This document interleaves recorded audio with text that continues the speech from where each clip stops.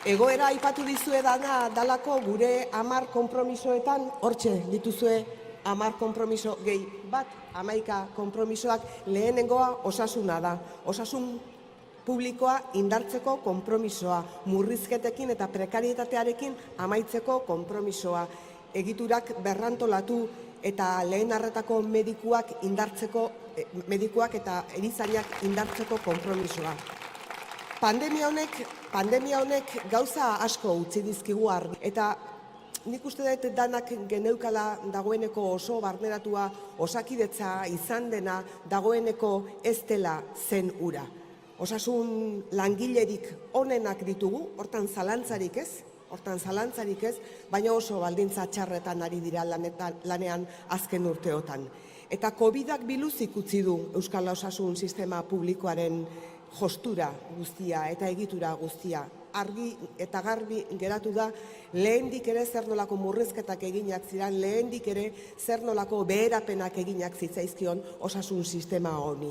Eta orain profesionalak, lehen lerroan egon diran profesional horiek guztiak daude nekatuta, ahituta, angustia handia pasa dituzte egunak babesteko inolako materialik gabe, testak berandu egin dizkiete. Osakidetza Europan puntan zegoela, punta-puntan, goiko mailan zegoela esaten ziguten, eta ikusi duguna da buruan plastikozko boltsak jarrita eta basura poltsekin egindako jantziz babestu diren mediku erizainak. Hori da ikusi duguna.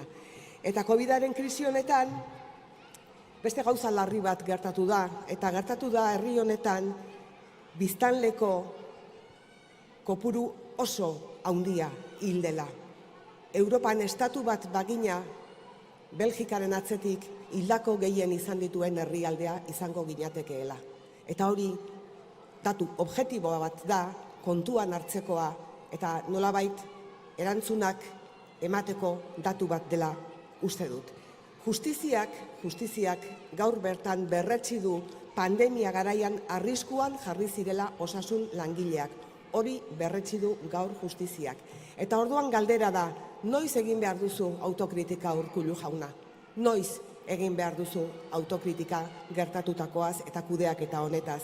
Eta noiz eman behar dizkiezu argibideak langilei? Noiz eman behar dizkiezu argibideak, Urkullu jauna? Langileek eutsi diote azken urte hauetan Osakidetzari. Beraien lanari esker eutsi da Osakidetzako ezurdura. Ez du balio 8etan txalo egitea eta gero beste alde batera begiratzea. Ez du balio 8etan txalo egitera ateratzea eta gero langileak alde batera utzi eta kasorik ez egitea. Eta ez du hau Euskal Herria Bilduk esaten dute sindikatu guztiek, Osakidetzako langilek babesik gabe beraien tipoa jokatu duten pertsonak izan direla, lehen lerroan egon diren pertsonak izan direla. Beraz, Urkullu jauna esku batekin txalo eta beste batekin bozketa eta murrizketa. Horixe da eskaini diezuena.